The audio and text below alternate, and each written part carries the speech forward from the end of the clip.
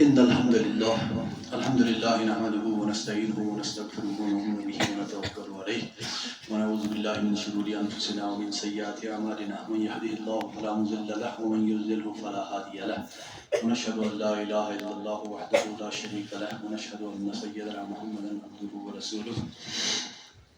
قاری باقی ہوں اسے ذاتی طور پر تفاعلت انسان وہ کہتا ہے نا رسی جل گئی پر بل نہ گیا چار مو شوگ مگر سے اڑنی کوئی سے آہی طبیعت فطرت سے نہ گئی مٹا انتہائی نیٹ میں ابھی سونے کا وہ تھا.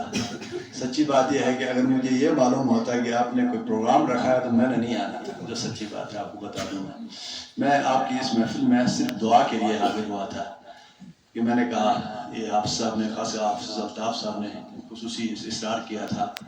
میں سوچ رہا تھا شاید صرف دعا کرنی ہے تو دعا جہاں آپ کے لیے فائدہ مند ہوگی وہاں اس سے پہلے میرے لیے فائدہ مند ہوتی ہے. دعا میں شرکت کرنا بہت زیادہ ضروری ہوتا ہے.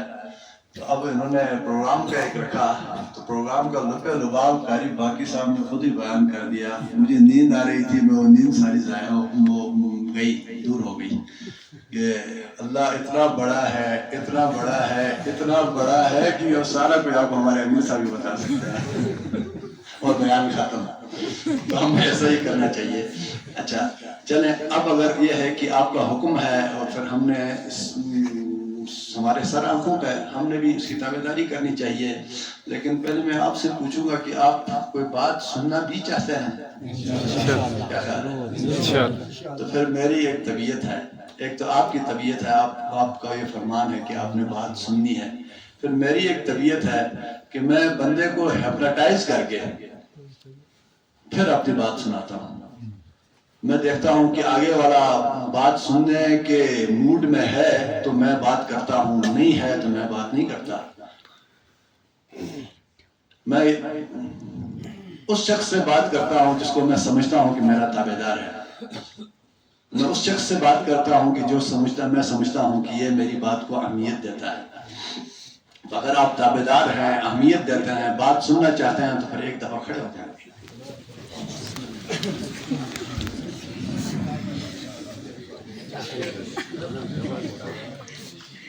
اس کا مطلب یہ ہے کہ آپ سارے بات سننے کے لیے تیار ہیں. تو اللہ ہمارا سنانا اور آپ کا سننا اپنے دربار میں مقبول و منظور فرمائے. اب آپ تشریف رکھیے. اعوذ باللہ من الشیطان الرجیم بسم اللہ الرحمن الرحیم انا نحن نزلنا الذکر وانا له لحافظون صدق اللہ العلی العظیم. وقال رسول اللہ صلی اللہ علیہ وسلم اذا مات الرجل انقطع عمله الا ثلاث ولد صالح يدعو له او صدقۃ جاریۃ او علم ينتفع به او كما قال صلی اللہ علیہ وسلم صدق اللہ العلی العظیم وصدق رسولہ النبی الکریم ونحن علی ذلک من الشاہدین والشاکرین والحمد للہ رب العالمین. اللہ نے اپنے قرآن کو جہاں انسانیت پہ نازل فرما کے انسان کی رہنمائی کے لیے, انسان کی بھلائی کے لیے, انسان کی فلاح دارین کے لیے انتظام فرمایا, وہاں اس قرآن کے محفوظ کرنے کا بھی انتظام فرمایا. فرمایا انا نحن نزلنا الذکر وانا له لحافظون. ہم نے ہی اس قرآن کو نازل کیا ہے, ہم ہی اس کی حفاظت کرنے والے ہیں. حضرت محمد رسول اللہ صلی اللہ علیہ وسلم نے فرمایا کہ لوگوں یہ جو تم قرآن کو حفظ کرتے ہو یہ تمہارا کمال نہیں ہے, اس میں اگر کوئی کمال ہے تو کس کا ہے؟ اللہ وحدہ. اس نے اپنے قرآن کو محفوظ رکھنا ہے. ابھی میرے اسی نے ہمیں قاری باقی صاحب نے یہ بات کی, اللہ نے لوح محفوظ پہ اس کو محفوظ کیا ہوا ہے. ایک تو ہے لوح محفوظ, ایک ہے میرا اور آپ کا دل, انسان کا دل, اس میں بھی اللہ نے اس کو بھی لوح محفوظ کا قائم مقام بنا کے اللہ نے اپنے قرآن کو اس میں محفوظ فرما لیا. یہ میرے اللہ کا اپنے قرآن کے ساتھ خیر خواہی ہے, میرے اللہ کی اپنے قرآن کے ساتھ یہ خیر خواہی ہے. فرمایا میرا قرآن جب تک میں ہوں گا تب تک میرا کلام ہوگا اور میں ابدی ہوں, میں کوئی لازوال موت کوئی زوال والا نہیں ہوں، مجھ پہ کبھی کوئی زوال نہیں آ سکتا، اسی طرح میرے کلام پہ بھی کبھی کوئی زوال آ سکتا۔ اللہ اکبر۔ تو حضرات محترم، میں اپنی مختصر سی بات کرنے سے پہلے ابتدائیہ میں مناسب یہ سمجھتا ہوں کہ جن لوگوں نے مجھے اور آپ کو قرآن کے زیور سے آراستہ کیا ہے، جس کے لیے آج یہ محفل سجی ہے، جس کے لیے میں اور آپ آج اس محفل میں بیٹھ کے محظوظ ہو رہے ہیں، ان کے لیے میں ہدیہ تبریک پیش کر لوں۔ میں حافظ الطاف صاحب کو، میں حافظ یونس ہاڑے صاحب کو، حافظ ظہور الدین صاحب کو تہ دل سے، دل کی گہرائیوں سے میں مبارکباد پیش کرتا ہوں کہ اللہ نے آپ کو اس کام کے لیے، اس قرآن کے لیے چنا تھا۔ آپ نے اللہ کا بہت بڑا شکر ادا کرنا چاہیے کہ اللہ نے آپ پہ نظر کرم فرما کے آپ کو قرآن کے لیے مختص کیا تھا۔ اور آپ سے میں توقع یہ کروں گا کہ آپ کے آج کے بعد کے اعمال، آج کے بعد آپ کا جو کردار ہے وہ ممیز اور ممتاز ہونا چاہیے۔ وہ اس کو دیکھ کے، آپ کو دیکھ کے اللہ یاد آنا چاہیے، آپ کو دیکھ کے مجھ جیسے دنیا دار، مجھ جیسے نابکار، مجھ جیسے سیاہ کار کو اللہ یاد آ جانا چاہیے۔ اللہ سے دعا کرتا ہوں کہ اللہ رب العزت آپ کو ایسا بنا دے کہ مجھے آپ کو دیکھ کے اللہ یاد آ جائے، مجھے آپ کو دیکھ کے حضرت محمد رسول اللہ صلی اللہ علیہ وسلم یاد آ جائے، مجھے آپ کو دیکھ کے رشک آ جائے کہ کاش کہ میری اولاد بھی آپ ہی کی طرح ہو، کاش کہ میں بھی آپ کی طرح ہوں۔ اور حضرات محترم، یہ بات ذہن نشین فرما لیجئے، اللہ رب العزت جس کو چنتا ہے اس کو قرآن کے زیور سے آراستہ فرماتا ہے۔ میں آپ کو ایک اپنا واقعہ بیان کر دوں۔ یہ میرا خیال 1990-92 کی بات ہے۔ تب میرا ایک وہ تھا کہ یار میں نے گریجویشن کرنی ہے، بی اے کرنا ہے۔ آپ نے شاید آپ سب کو، بہت سارے لوگوں کو معلوم ہو، بی اے میں ایک انگلش ہی ہوتی ہے جو سب سے زیادہ مشکل ہوتی ہے۔ اب تب ہوتی تھی، اب کا نہیں پتا مجھے، تب سے میں بالکل ڈسکنیکٹ ہوں۔ انگلش جب پڑھنا شروع کر دی، اس وقت انگلش کے سب سے اچھا ٹیسٹ پیپر جو ہوا کرتا تھا وہ پولیمر نام ہوتا تھا اس کا، پتہ اب ہے یا نہیں ہے، تب ہوتا تھا۔ اسے جب پڑھنا شروع کر دیا، کیونکہ ہماری بنیاد انگریزی میں تو بہت کمزور ہوتی ہے، ہم ٹاٹ والے سکول کے پڑھنے والے ہوتے ہیں، پھر ماشاءاللہ اساتذہ بھی ہمارے ایسے ہوتے ہیں کہ جو الف کو بڑی مشکل سے الف کہتے ہیں، ورنہ اب ان کو موقع مل جائے تو الف کو ڈنڈا ہی کہتے ہیں۔ تو خیر میں نے دیکھا کہ یار بڑا مشکل ہے، ایک دن مجھے خیال آ گیا، میں نے کہا یار میں کتنا بیوقوف آدمی ہوں، اتنا میں محنت کر رہا ہوں اس انگریزی پہ، اور ہو کیا جائے گا، بی اے میرا ہو جائے گا۔ میں کسی کو بڑا سینہ پھلا کے یہ کہوں گا کہ میں بی اے ہوں، یا میں کسی کو اس سے تھوڑا سا ماڈرن نام لے لوں تو میں کہوں گا میں گریجویٹ ہوں، میں نے گریجویشن کیا ہوا ہے۔ بہتر نہیں ہے کہ اس کو دفع کر دوں، صبح شام اسی کے پیچھے دماغ کھپاؤ اور سارا، بہتر ہے کہ اس کو دفع کر دیتا ہوں اور میں آج کے بعد قرآن حفظ کرنا شروع کر دیتا ہوں۔ اچھا میں مزے کی بات آپ کو بتا، مزے کی کیا ہے، یعنی میں میری بدقسمتی والی بات آپ کو سنا رہا ہوں۔ میں نے قرآن شروع کر دیا۔ افغانستان کا ایک قاری ہوتا تھا، اس کو میں نے کہا تھوڑی سی رہنمائی کرو، مجھے قرآن اچھا آتا ہے اس طرح، کیونکہ میں نے تجوید بھی پڑھی ہے۔ میں نے ذاتی طور پہ درس نظامی کے دوران تیسری کلاس میں ثالثہ میں ہم نے تجوید پوری پڑھی ہے، اور پڑھی بھی آزاد کشمیر کے، اللہ ان کو غریق رحمت فرما لے، اس وقت موجود نہیں، ہمارے استاد ہوا کرتے تھے قاضی غلام سرور صاحب کو فرمات کے، مجوّد زبردست قسم کی۔ میں نے کہا مجھے صرف اتنا ہے کہ مجھے تھوڑی سی رہنمائی، میں جب سنانا چاہوں تو آپ نے سننا ہے، باقی تجوید مجھے اچھی آتی ہے، قرآن مجھے الحمدللہ اچھا آتا ہے، تو آپ نے یہ کرنا ہے کہ مجھ سے صرف بس یہ مدد کرنی ہے، آپ نے سننا ہے۔ میں استاد ہوا کرتا تھا، خیر شروع کیا میں نے، پہلا سپارہ میرا خیال آدھا بھی نہیں ہوا تھا تو یو ٹرن ہو گیا۔ نہیں میں نے کہا نہیں جی، یہ مجھ سے یہ بھی نہیں ہوگا۔ پھر یہ کیا کہ وہ بھی آج موجود نہیں، اللہ ان کو غریق رحمت فرما لے، مولانا عبدالصمد صاحب، ان سے میں نے مشورہ کیا، جو ہمارے اس پورے علاقے کے محسن ہیں، اللہ تعالیٰ ان کو غریق رحمت فرما لے۔ میں آپ سے اپیل کروں گا، آپ ایک دفعہ زور سے آمین کہیں، اللہ مولانا صمود صاحب کو جنت الفردوس میں اعلیٰ مقام۔ اچھا ان سے میں نے مشورہ کیا، میں نے کہا میں نے کرنا بی اے ہے چاہے جو بھی ہو۔ انہوں نے کہا تو میں کیا کر سکتا، میں نے کہا مجھے اس طرح کرو یا مجھے ٹائم دو، میں میرپور یونیورسٹی کرنی تھی، یونیورسٹی کالج میں اس میں داخلہ لوں گا اور میں نے BA کرنا ہے. انہوں نے کہا نہیں جی پھر آپ کو یہ کرتا ہوں میں کہ وہی کالج کے پروفیسر ہیں میرے دوست عبدالقیوم قریشی نام تھا ان کا، ان کے پاس آپ کو میں ٹائم لے کے دوں گا، پچھلے ٹائم آپ پڑھا کریں ان سے. خیر میں گیا ان سے جو کافی عرصہ پڑھتے رہے اور پھر بڑی مشکل سے BA کر لیا. BA کر کے پھر پچھتا لیا. میں نے کہا اب مجھے ملنا کیا ہے اس سے، مجھے کیا ملا؟ جو سچی بات آپ کو بتا دوں، مجھے BA کر کے کیا ملا؟ کچھ بھی نہیں ملا. اور لوگوں ایک بات یاد رکھو، اللہ نے جو رزق آپ کے مقدر میں رکھا ہے، نہ آپ کو ڈاکٹری میں وہ رزق ملے گا، نہ آپ کو انجینئرنگ میں وہ رزق ملے گا، نہ آپ کو کاروبار میں وہ رزق ملتا ہے. جو رزق آپ کے مقدر میں اللہ نے رکھا ہے وہ آپ کو مل کے ہی رہتا ہے. کیا خیال ہے آپ کا؟ یہ ایک زندہ مثال ہے ہماری. یہ قاری باقی تو ہمارا بڑا تیز تراز شاطر قسم کا وہ ہوتا تھا، شاگرد جب ہوا کرتا تھا، لیکن اس کو کوئی ملازمت ملی نہیں. میں بھی بڑا بریلینٹ اور بڑا شاطر قسم کا ہوا کرتا تھا طالب علمی کے دوران، لیکن مجھے کوئی اعلیٰ ملازمت ملی نہیں ملی. قاری جاوید کو ہم کہتے تھے سب سے نالائق ترین ہمارا شاگرد، جس کو میرا مولانا عبد الصمد صاحب دونوں کہتے تھے تو کہیں بھی نہیں لگے گا. یہ سامنے ہے، سن رہا ہے، اس کی تائید کرے گا. ایسی تائید کیا کرے گا، میں خود کہہ رہا ہوں. ہم اس کو کہتے ہیں تو دنیا میں کہیں بھی نہیں لگے گا. لیکن میرے اللہ نے اس کو کس سکیل میں کہہ صاحب 12ویں سکیل کی ملازمت کر رہے ہیں. اب مجھے بتاؤ رزق کس میں ہے، کس کے پاس؟ اور سچی بات آپ کو بتاؤں اس میں بھی کوئی رزق نہیں ہے. لوگوں حضرت رسول اللہ صلی اللہ علیہ وسلم نے فرمایا کاش کہ میری امت کا توکل اتنا مضبوط ہو جاتا جتنا کہ پرندوں کا ہوتا ہے. صبح نکلتے ہیں اور شام کو پیٹ بھر کے واپس آ جاتا ہے. رزق آپ کی مقدر میں جو بھی ہے وہ آپ کو مل کے ہی رہنا ہے، اس سے کسی نے روک سکنا نہیں ہے سوائے اس کے. جس طرح اپنے خطیب عبداللہ صاحب نے بڑی خوبصورت بات کی.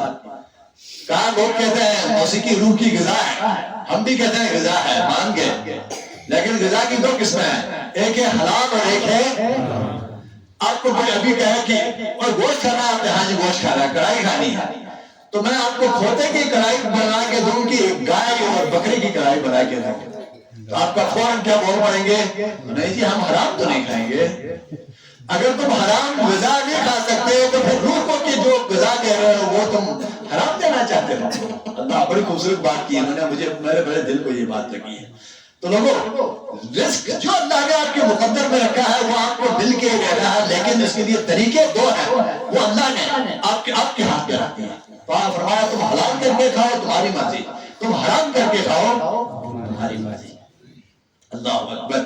اور فرمایا محمد رسول اللہ صلی اللہ علیہ وسلم نے جو شخص حرام کو چنتا ہے، حرام کو چھوڑتا ہے اور حلال کو چنتا ہے، فرمایا دنیا کا کامیاب ترین نہ صرف وہ خود ہوتا ہے بلکہ اس کی اولاد میں اس کے لیے دنیا میں ہی اس کے لیے سرسبز و شادابی کا باعث ہے.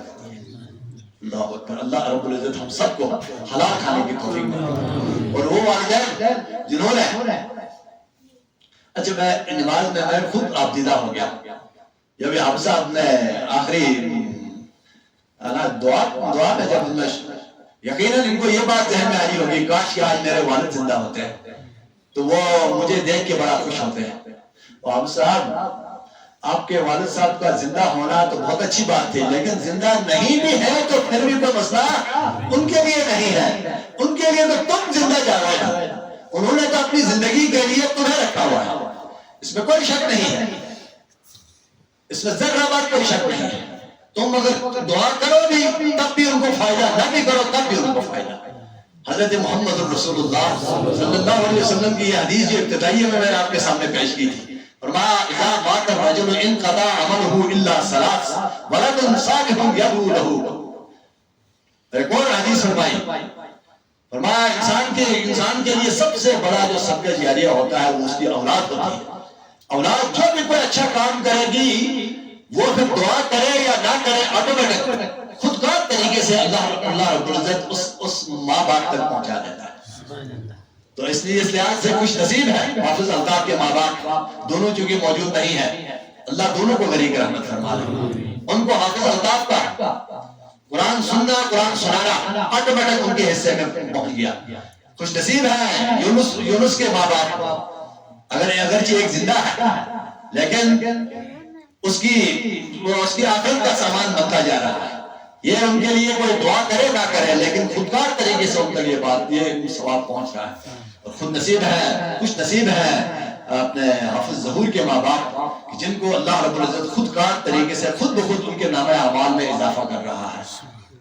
تو حضرات محترم، اور اس میں ایک میرے اور آپ کے لیے لمحہ فکریہ ہے، وہ یہ ہے کہ اگر حافظ ظہور حافظ بن سکتا ہے، حافظ الطاف حافظ بن سکتا ہے، حافظ یونس حافظ بن سکتا ہے، میرے اور آپ کے بیٹوں کو کیا ہوا؟ اگر حافظ ظہور کے باپ کی یہ خواہش تھی، حافظ یونس کے باپ کی خواہش تھی، حافظ الطاف کے باپ کی خواہش تھی کہ میرا بیٹا حافظ قرآن ہونا چاہیے، اور حق بجانب تھے وہ اس خواہش میں، کیونکہ یہی چیز ان کو ملنی. حافظ الطاف کے پاس اگر کروڑوں روپے ہو، اس کے باپ کو اس کا کوئی فائدہ ہونا. ایک بڑی خوبصورت بات میں نے آج کہیں پڑھی تھی.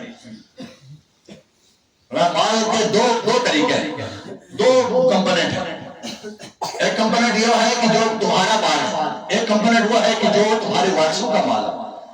فرمایا تمہارا مال وہ ہے، یہ حضرت محمد رسول اللہ صلی اللہ علیہ وسلم کی حدیث میں نے آج جمعے کے لیے مطالعہ کر رہا تھا تو میرے سامنے آئی تھی. فرمایا تمہارا مال وہ ہے جو تم اپنے ہاتھ سے خرچ کرتے ہو، اللہ کے راستے میں تم اس کو دیتے ہو. یہ نہیں کہ تم گلچھڑے اڑانے میں مال خرچ کرو، وہ تو تمہارے لیے وبال ہے، مال نہیں ہے وبال ہے. لیکن وہ مال جس کو تم اللہ کے لیے اپنے ہاتھ سے خرچ کرتے ہو وہ تمہارا ہے، اور جس مال کو تم سنبھال کے رکھتے ہو، جس کی تم چوکیداری کرتے ہو، وہ تمہارا نہیں بلکہ تمہارے وارثوں کا.